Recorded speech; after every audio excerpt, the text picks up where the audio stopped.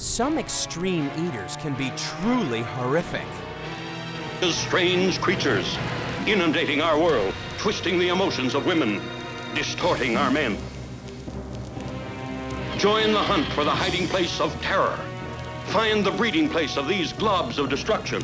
It's an adventure that'll burst your blood vessels with suspense. Horror movies have thrived on our nightmares about being eaten alive.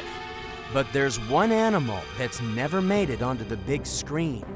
Yet it lives in our beds and eats more of us than any other creature on Earth.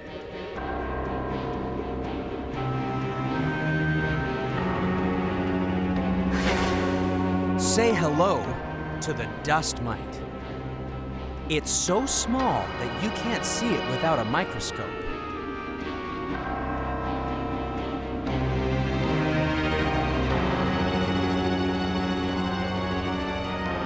It's lucky the mites are so tiny, since we spend a third of our lives in bed.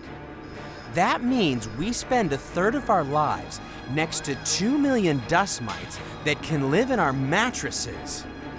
These 8-legged scavengers are number 6 in the countdown because every night they feast on our bodies. Dust mites eat our skin, and each day we produce an incredible number of skin cells for them to eat.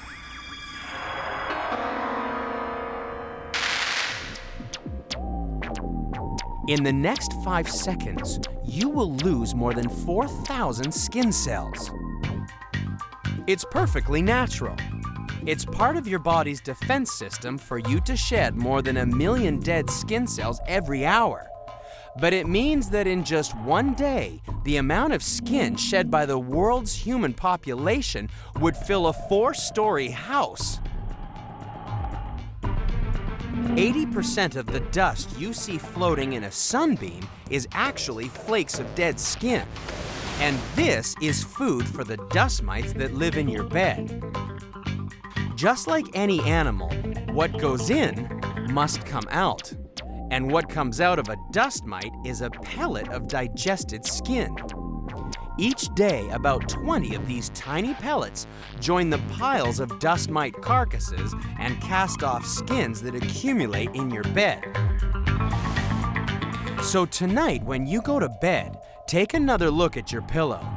If it's more than a couple of years old, about 10% of its weight will be from dust mites and their droppings.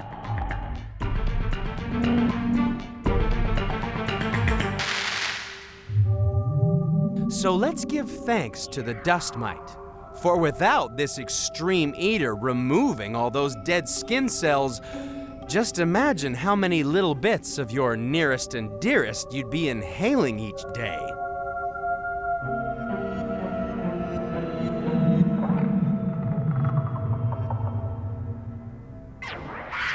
The dust mite may have a flaky sense of taste, but it's still only number 6 in the countdown.